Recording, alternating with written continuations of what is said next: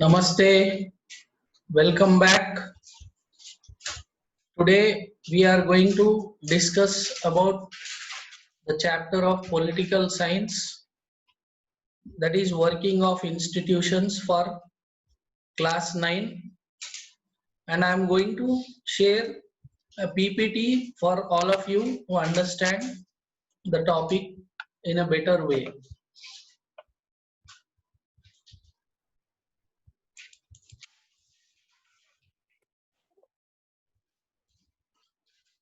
So these are the topics, that is we are going to learn office memorandum and a case study, that is Mandal Commission, and then what oppositions against the Mandal Commission.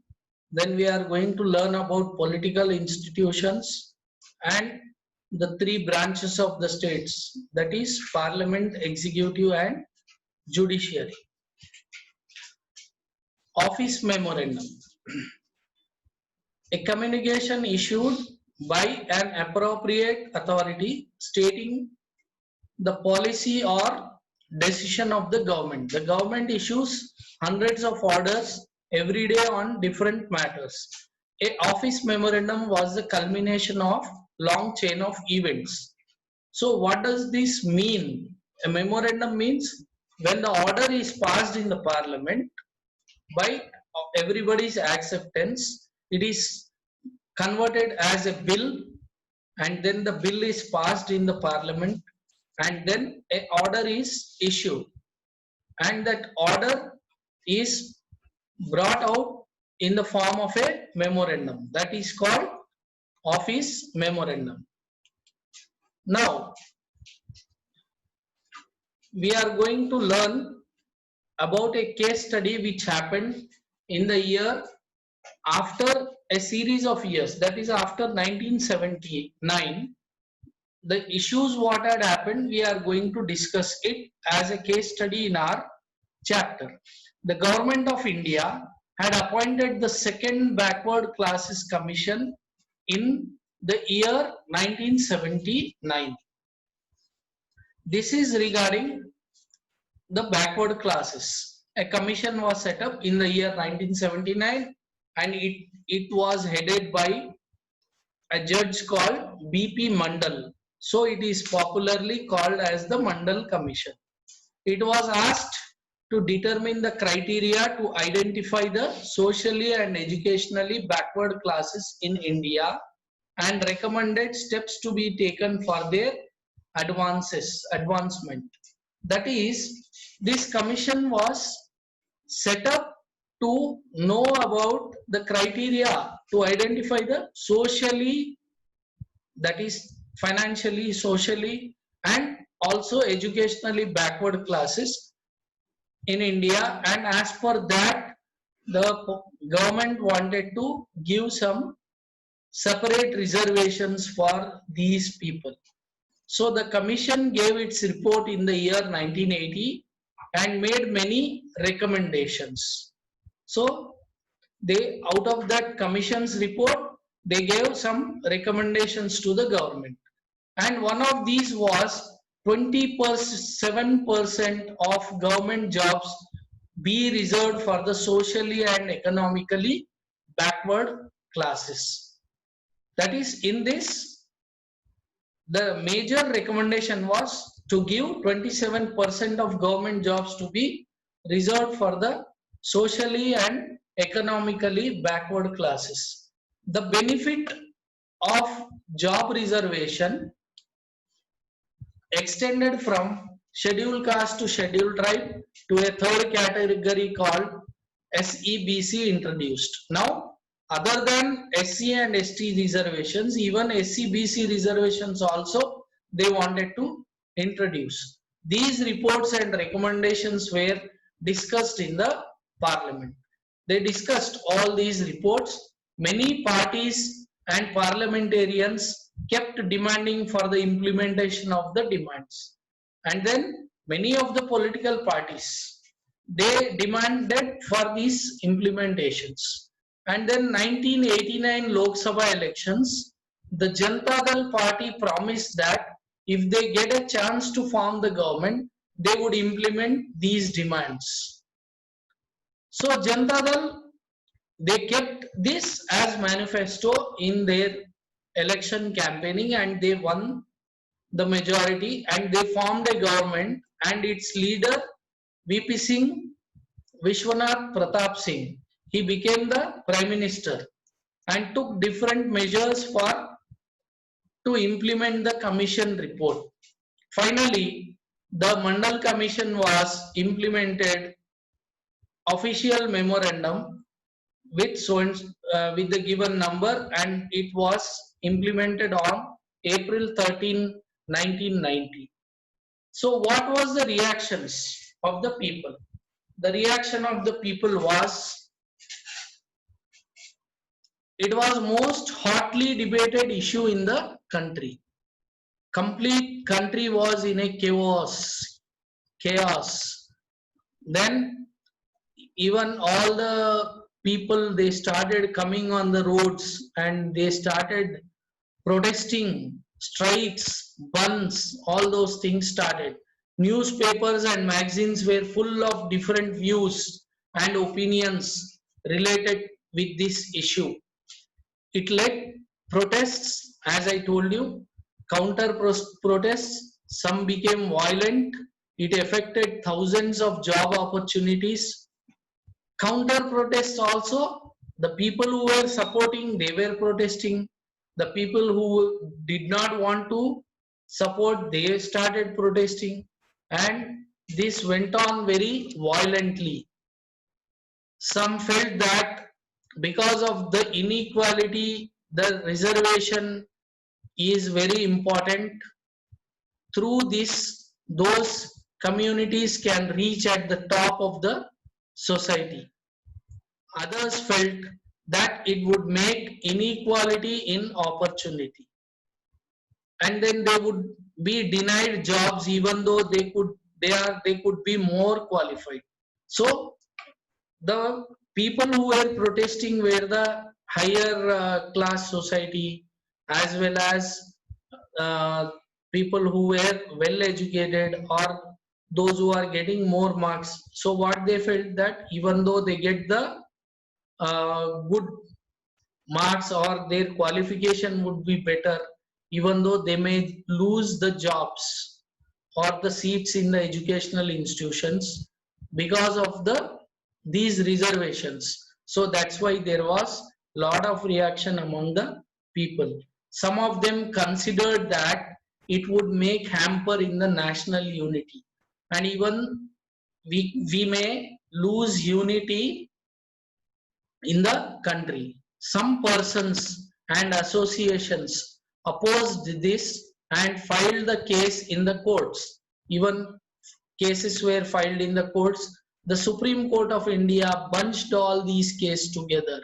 This case was known as Indra Sahni and others versus Union of India case. 11 judges of Supreme Court headed the argument of both sides. By a majority, the judges in 1992 declared that this order of the government was valid and asked the government to modify its original order. The Supreme Court told that this is a valid order and only the government can modify its order and do the certain changes. It said that well-to-do person from the backward class should be excluded from getting reservation. That is, socially, if they are good, some of the backward class people, and if they are rich enough, they should not get these reservations. The Department of Personal Training issued another office memorandum on September 8, 1993. What do you mean by? Now we come back to this political institutions. We shall learn about political institutions. So, what do you mean by political institutions? In India, the political institutions are arranging and carrying all the tasks of the country. Political institutions means, in short, what are these? This is the parliament, the legislature, legislative assembly, and all these come under political institutions. What are they doing? They are arranging and carrying all the task. Task means work of the country. In modern democracy, these arrangements are known as institutions. So now in present scenario, we call it as institutions. Working with institutions are not easy. It has lot of rules and regulations. What are those rules and regulations? They are framed through the constitution. This can bind the hands of leaders. That is, the leaders cannot act independently. They have to bind as per the rules and regulations. Institutions involve meetings, committees, and routines. This often leads to delay and complications. So, because it involves so much of work like meetings, committees, and routines, so they may lead to lot of time consumption and delay and also complications. Because India is such a vast country with such a large population. So all the acceptance should be there and it should be useful for the people. Some of the delays and complications are very useful. They provide an opportunity for a wider set of people to be consulted in all ways. So in India, there are three important political institutions. In 8th class, you studied what are the three branches of a state. The three branches of a state are legislature, executive, and the judiciary. The same thing we are learning now. So we are calling it as political institutions. What are they? They are the parliament or the legislative, the prime minister and the cabinet ministers that take all important policy decisions. The second one, executive. The civil servants working together are responsible for taking steps to implement the minister's decision. So whatever the ministers have taken the important decisions, the civil servants working together are responsible to implement these steps of the minister's decision. Judiciary. Supreme Court is an institution. We call it as apex court. We call it as the apex court, means highest court. That is our Supreme Court. Is an institution where disputes between citizens and the government are finally settled. Supreme Court is an institution where disputes, if there are any disputes in these three political institutions, it will be handled by the judiciary and will be settled. Parliament and legislature. So what are these? Parliament, in all democracies, an assembly of elected representatives exercise supreme political authority on behalf of people. In India, such as National Assembly is called the Parliament. In our country, the National Assembly is called the Parliament. So what is that? Who are the elected representatives in the Parliament? They are our members of the Parliament, what we call as MPs, Member of Parliament. Legislature, the body of elected representatives at the state level is called legislature or legislative assembly. So in the legislative assembly, who are the elected representatives? Our MLAs. That's why they are called as the MLAs, our elected representatives at the state level. Member of Legislative Assembly, they are called as MLAs. The name may vary in different countries, but such an assembly exists in every democracy. What are the significance of parliament in democracy? What is the significance? Here, what are these responsibilities? The parliament exercises political authority on behalf of the people in many ways. Parliament is the final authority for making law in any country.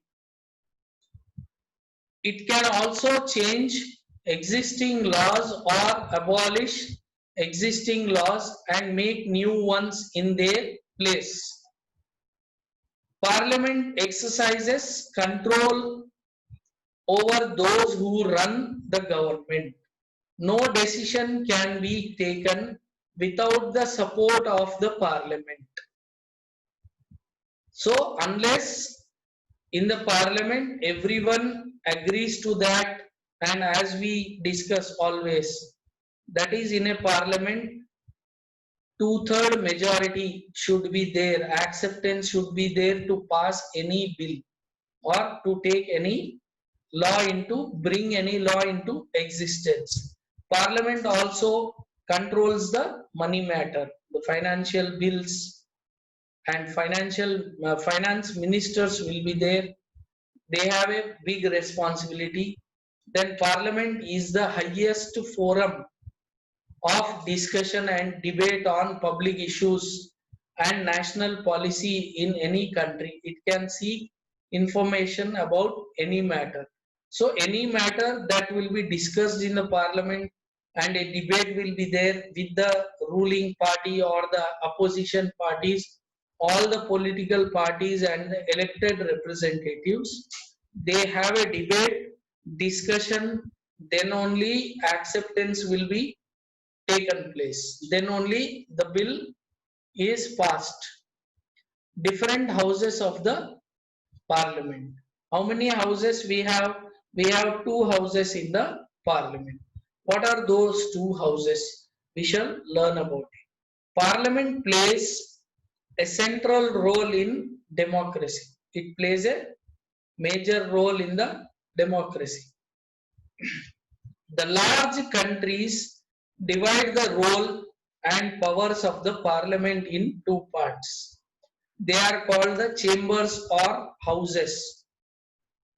One house is usually directly elected by the people and exercises the real power. Out of our two houses, one house generally we elect directly to exercise the real power. The second house elected indirectly and performed some special functions. They were looking the interest of various states, regions, and federal units. So the second house will be indirectly elected with special functions. In India, parliament consists of two houses. What are those? They are the Rajya Sabha, and which is called as, also called as Council of States, and the second one is the Lok Sabha, which we call as House of People. So there are two houses, Rajya Sabha and Lok Sabha. The President of India is a part of Parliament, although he or she is not a member of either houses. Even though they are not members of the houses, but they are part of the parliament. Parliament and its two houses. In all democracies, an assembly of elected representatives exercise supreme political party political authority on behalf of the people. In India, such a National Assembly of elected representatives is called a parliament. At the state level, it is called as legislature or legislative assembly. The parliament is the final authority for making laws in any country. It also change existing laws or abolish existing laws and make new ones in their place. The parliament exercise control over those who run the government. No decision can be taken without support of the parliament.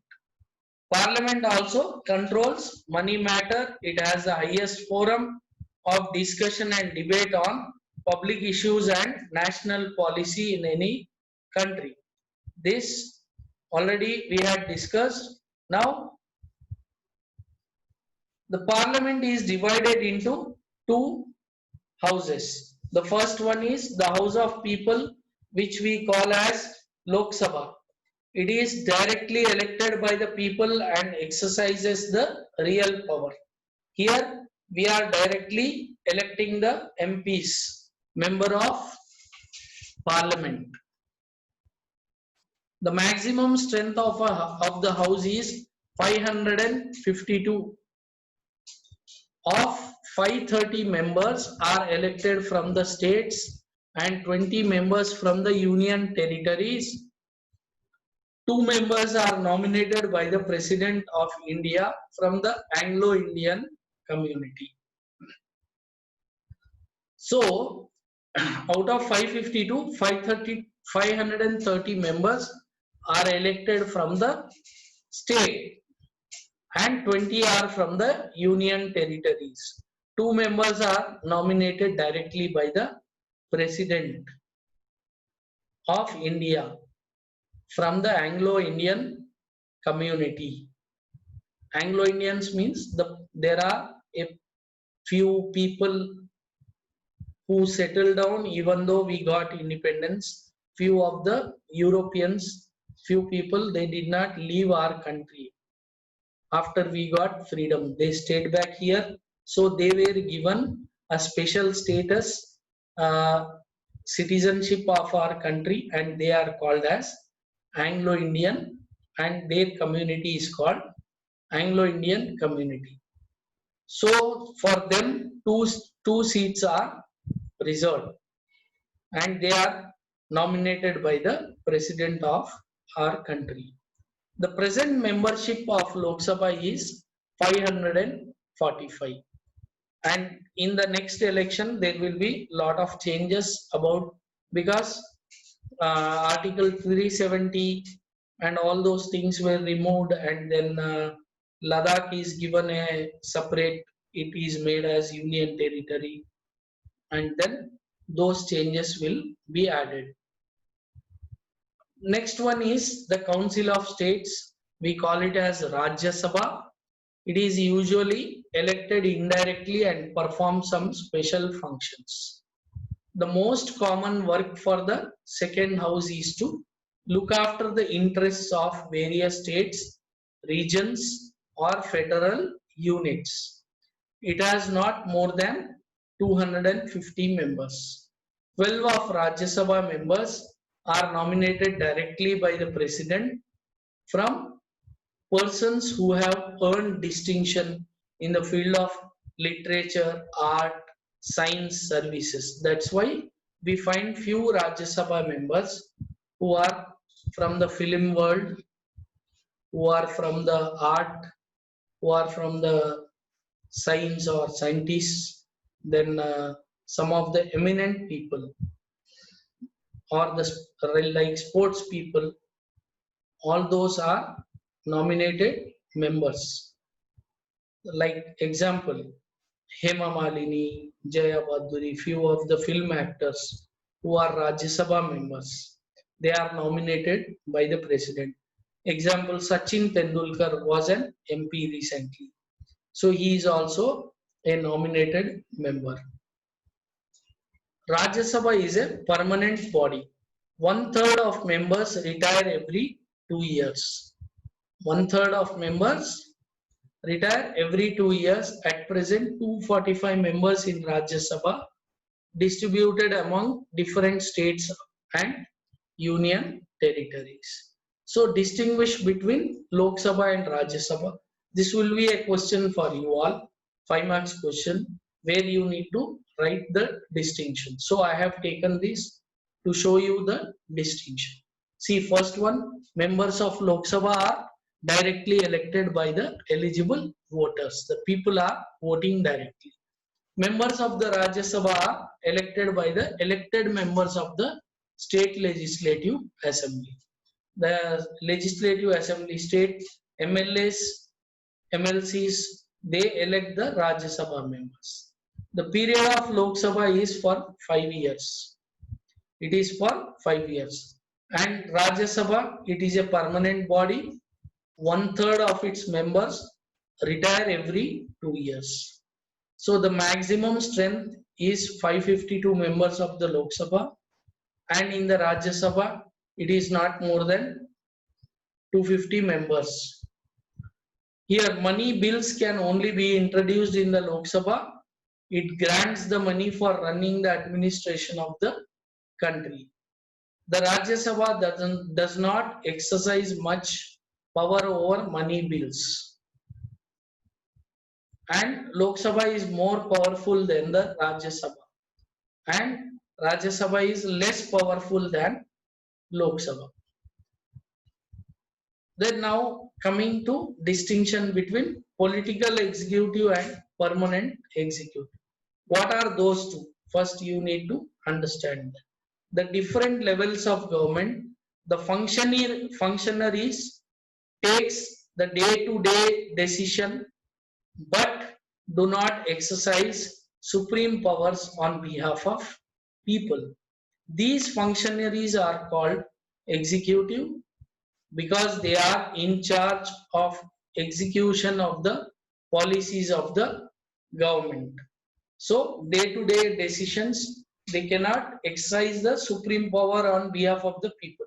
Only they discuss, they debate, then they bring it on the table of the parliament, and these are called, and then they have to go to the executives, and then they have to be implemented because they are in charge of execution of policies of the government.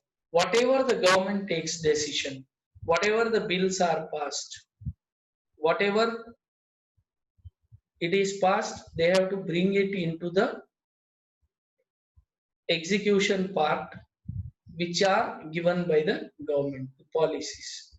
So in a democratic country, executive that is elected by the people for a specific period is called the political executive. Example are they are the political leaders like MPs, MLAs, all those are political leaders, so they are called as political executive. Permanent executive we are going to study. People who are appointed on a long-term basis are called the permanent executive or a civil servants. Example, IAS, IPS, government officers, etc. So these are all permanent. They are appointed for a long term. They work up to their retirement age, say 60 years or 58 years, whatever. So up to their retirement they can work. So they are on the long term basis. That's why we call them as permanent executive. So what are the differences between the political executive and permanent executive? I have made this PPT in a very simpler form by which you can understand. So everything, whatever I wanted to explain, I have presented in this PPT. So executives who are elected by the people for a specific period are called political executives. For a specific period, they are elected. So they are existing only for a specific period of time like 5 years in a Lok Sabha. Permanent executives are salaried with civil servants who are appointed on a long term. They are salaried executives with civil servants, that is IPS, IAS, various groups, and then government officers. They are appointed on a long term basis. So examples again what I have told you. Here political leaders like Prime Minister, Council of Ministers. Here permanent executives, persons working in civil services like IAS, IPS and IFS. Political executives remain in office only so long as they command on the confidence of the majority members of the parliament. Unless they have lot of majority and confidence of the parliament, then only they can stay in the office. Whereas permanent executives, they remain in office even when the ruling party changes, even the government changes, their tenure of the office is fixed. Political executive is answerable to the people for all the consequences of their decisions, whatever they have taken. Whereas permanent executives are not answerable to the people. And political executive are more powerful. They take all the final decisions.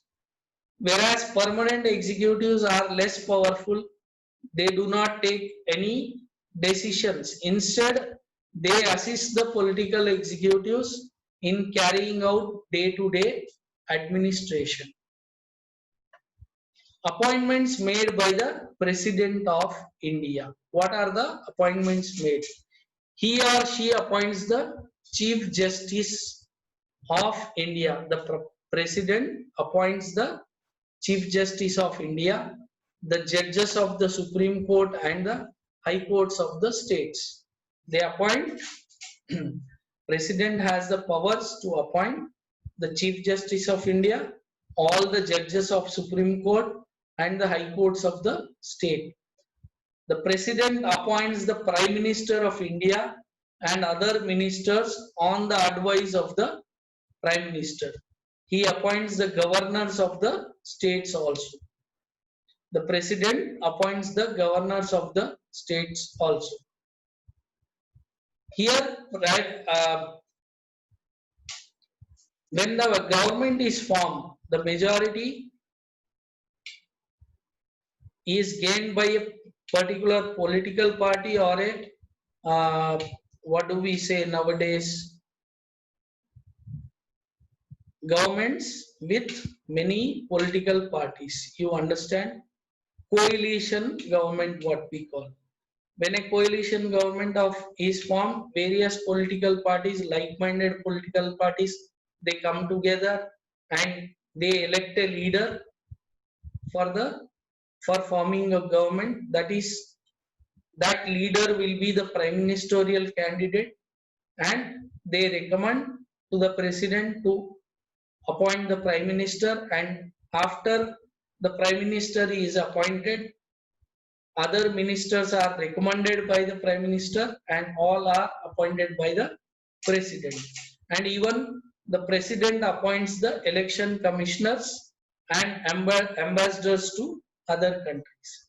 So ambassadors are the people representing our country living in different countries. They go there and do the duties for our country in the other countries. So the president appoints the election commissioners and the ambassadors to other countries. Different types of Council of Ministers. Council of Ministers, official name for the body that includes all ministers. It usually has 60 to 80 ministers of different tasks. We call them also as union ministers. And they have almost 60 to 80 ministers of different branches or groups, different tasks, what we call. Cabinet ministers, usually top level leaders of the ruling party who are in charge of the major ministries. Usually, the cabinet ministers meet to take decisions in the name of Council of Ministers. Cabinet is thus the inner ring of the Council of Ministers. It comprises of about 20 ministers. The major part like Finance Ministry, Defense Ministry, External Affairs Ministry, Home Ministry, Textile Ministry, Industries Ministry, Agriculture Ministry. These are the top level ministries which are handled by the top leaders of the ruling party. Minister of State with independent charge are usually in charge of smaller ministries. They are in charge of smaller ministry. They participate in the cabinet meetings only when specially invited. The smaller ministries are there.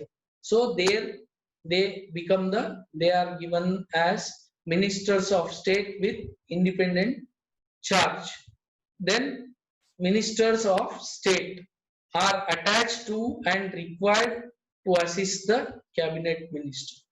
They will be assisting the cabinet minister, and then the cabinet work as a team. No minister can openly criticize any decision of the government, even if it is about another ministry or department. Every ministry has secretaries who are civil servants, chief secretary, personal secretary, all are there in every ministry, and those are all IAS or other line of civil servants. The secretaries provide the necessary background information to the ministers to take decision. They will be assisting round the clock to the ministers. Now we shall discuss about the powers of the Prime Minister. What are the powers? The Prime Minister is the most important political institution in the country. The President appoints the Prime Minister. The Prime Minister does not have a fixed tenure. He continues in power so long as remains the leader of the majority party or the coalition government. He has the responsibility to chair the cabinet meetings. He coordinates the work of a different department. He decides and his decisions are final in case disagreements arise between the departments. He exercises general supervision of different ministries. So even he has the powers to supervise the different ministries. All ministers work under his leadership. All ministers have to work under the leadership of the Prime Minister. The Prime Minister distributes and redistributes works to the ministers. He has the authority to distribute and redistribute work among the ministers. He has the powers to dismiss ministers. He can dismiss any minister. When the Prime Minister quits, the entire ministry quits. Thus, the cabinet is the most powerful institution in India. Within the cabinet, it is the Prime Minister who is most powerful. Coalition government imposed certain constraints on the power of the Prime Minister. What are those constraints? The Prime Minister of the coalition government cannot take decision as he likes. He has to accommodate different groups and factions in his party as well as among alliance partners. So he has to accommodate everybody. If it is a coalition government, they have to have a meeting, they have to take acceptance from all the alliance partners, and then they have to decide to take any decision or appoint any ministers also. He has to heed to the views and position of the coalition partners and other parties on whose support the survival of the government depends. So he has to enjoy the support of all the political parties to stay back in his position. So that's why he has to make everyone happy, all the parties. Then he has to take all their acceptance. Election procedure of the President of India. As we all know, President is the head of the country. He is the supreme commander. He is the President is having all the supreme authority. So how we have to elect a president? The President of India is not elected directly by the people. The people, we are not electing.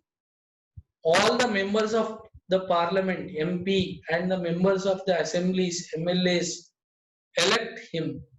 A candidate standing for the post of president has to get majority of votes to win the election.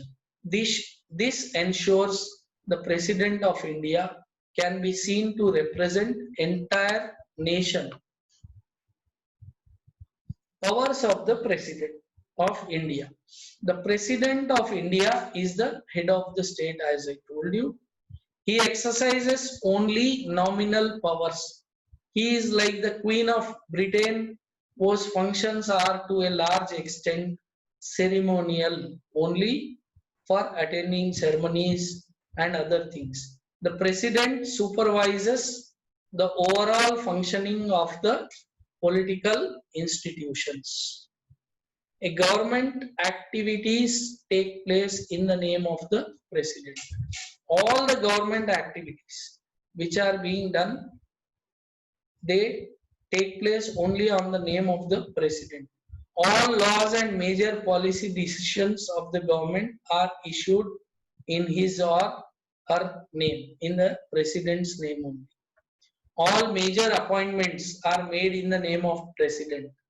These include the appointment of, already we know, that is Chief Justice of India, the judges of Supreme Court and High Courts, the governor of the states, the election commissioners, ambassadors to other countries, etc. All international treaties and agreements are made in the name of the President. Even though the Prime Minister does the agreements and treaties, the government will do, but it will be done on the name of the President. The President is the supreme commander of the Defence Force of India. All the three army chiefs, of course, now we have one more army chief who has Chief of Army Staff, and then above them the President is the supreme commander. Limitations of the power of President. What are the limitations? Even though he is the supreme commander, but still the President has the limitations. The President is the head of state and not the head of the government. Therefore, he exercises only nominal powers, and that too on the advice of the Council of Ministers. The President can ask the Council of Ministers to reconsider its advice, but because any bill passed in the Parliament has to be signed by the President to make it as a law. So if any changes the President wants, he can advise the Council of Ministers to reconsider it, and he or she is bound to act according to it. A bill passed by the Parliament becomes a law only after the President gives assent to it. Acceptance of President is compulsory. If the President wants, he or she can delay this for some time and send the bill back to the Parliament for reconsideration. But if the parliament passes the bill again, he has to sign it. So here, even in your textbook, you have the same American presidential system, difference presidential and parliamentary system. For example, here we are learning about the President of United States is the head of the state and the government. He is directly elected by the people. In United States, he is the president will be the head of the state as well as the government. So he is directly elected by the people. He personally choose and appoint the ministers, the legislature, Congress making the law, but the president can veto any law. Veto means here more powers. The president does not need the support of the majority of the members, and he is not answerable to any of the members.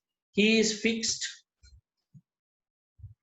He has a fixed period of 4 years and competes it even if his party does not have a majority of the in the Congress. He has a fixed period of 4 years and competes it even if the party does not have majority in the Congress or their parliament.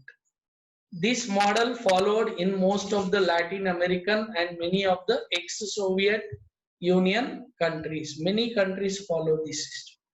Given the centrality of the president, this system is called presidential form of government. But India follows the British model. The parliament is the supreme, and this system is called parliamentary system of government. When and how does the president exercise his discretion? When a party or a coalition of parties get a clear majority in the elections, the president has to appoint the leader of majority party or the coalition that enjoys majority support in the Lok Sabha. That is, the president has to invite, they have to appoint the leader, and he has to invite those political party or the coalition to form the government. When no party or coalition gets majority in the Lok Sabha, the president can exercise his discretion.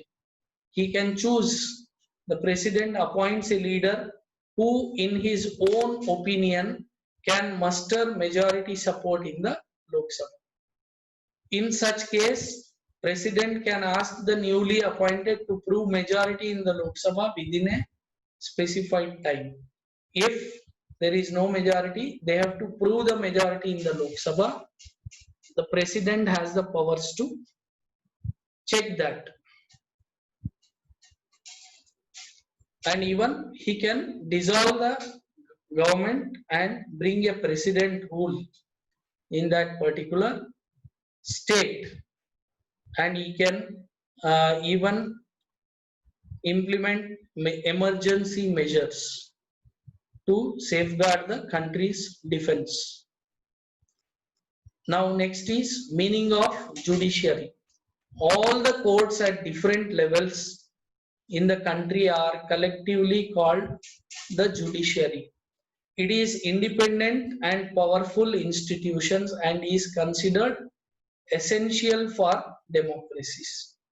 Judiciary directly appointed by the government. No political interference will be there in the judiciary. The Indian judiciary consists of a Supreme Court, which we also called as apex court for the entire nation, high courts in the state, district courts, and the courts at the local level. The judiciary in India is also one of the most powerful in the world. Powers of judiciary. The judiciary in India is one of the most powerful judiciary in the world. India has an integrated judiciary. It means Supreme Court controls the judicial administration in the country. Means it controls the high courts as well as the district courts. It settles the disputes between the citizens, between citizen and the government, between two or more states, between government at the union level and the state level. Free form legislature and judiciary. The judges do not act on the direction of the government or according to the wishes of the party in power. So it is completely independent organization. That is why all the modern democracies have courts that are independent of the legislature and executive. They interpret the constitution of the country. The Supreme Court and the High Court have the power to interpret the constitution of the country. They are safeguarding the constitution. Judicial review. They can declare invalid any law of the legislature or the parliament, actions of the executive, whether the union level or the state level. If they find such a law or action is against the constitution, thus they can determine the constitutional validity of any legislation or action of the executive is in the country. That is, it may not pass the bill or it may not accept any bill passed or any law passed in the parliament or legislature or executive. They may cancel it. The judiciary can cancel it and they can send it back for a review, or if it is going against the constitution, they may not accept it. So this is called as, it can be challenged before them. So this is known as judicial review. If the court finds that law or an order of the executive disobeys the provision of the constitution, it declares such law or order as unavoidable, unacceptable, null and void. They call it as null and void. Now, guardian, it acts as a guardian of fundamental rights. The powers and the independence of the Indian judiciary allow it to act as a guardian of the fundamental rights. They take care, they protect the fundamental rights. That is why the judiciary enjoys a high level of confidence among the people. That's why people completely, they have confidence on the judiciary. Public interest litigation. This is very important. We call it as PIL, public interest litigation. Any citizen of the country can approach the courts if public interest is hurt by the actions of the government. If they do not want to accept any government implemented laws or anything which is hurting the people, then that citizen can approach the court by filing a PIL, public interest litigation. Prevent the misuse of government power. Prevent the misuse of government power. The courts intervene to prevent the misuse of the government's power to make decisions. The courts intervene to prevent the misuse of government's power to make decisions. Even the court will interfere among the government matters if any misuse is taking place among the government. They check malpractices on the part of the public officials. They even check anything is wrong going on, what we call as corruption or malpractices on the part of public officials. That's why the judiciary enjoys the high level of confidence among the people. appointment and removal of judges. How judges are appointed and how they can be removed. The judges of Supreme Court and High Court are appointed by the President on the advice of the Prime Minister and in consultation with the Chief Justice of the Supreme Court. The senior most judge of the Supreme Court is usually appointed as the Chief Justice. Once a person is appointed as judge of the Supreme Court or High Court, it is nearly impossible to remove him or her from that position. It is very difficult because they are appointed by the President. A judge can be removed only by an impeachment motion passed separately by 2/3 members of the two houses of the Parliament. So it is called, this process is called as impeachment motion. That is, it should again 2/3 of members should be accepting that part. It has never happened in the history of Indian democracy. Never any judges were removed like that. So now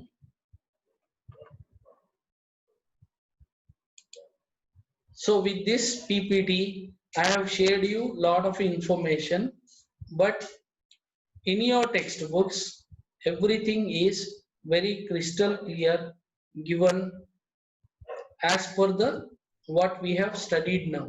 So I request all of you to go through your textbook, read your textbook, underline with a pencil all the key sentences, key words, and then learn all the distinctions between the President and the Prime Minister, then about the ministers and about the judges, all the institutions.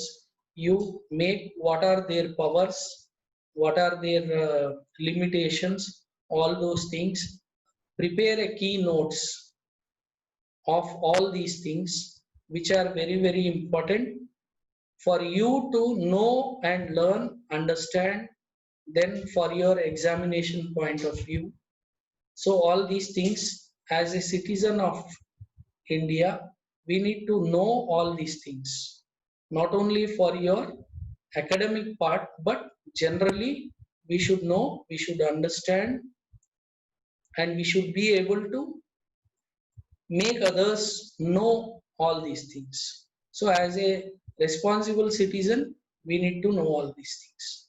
So that's why please read the textbook, learn, and then you go with your further preparation of notes and question answers and all. Thank you.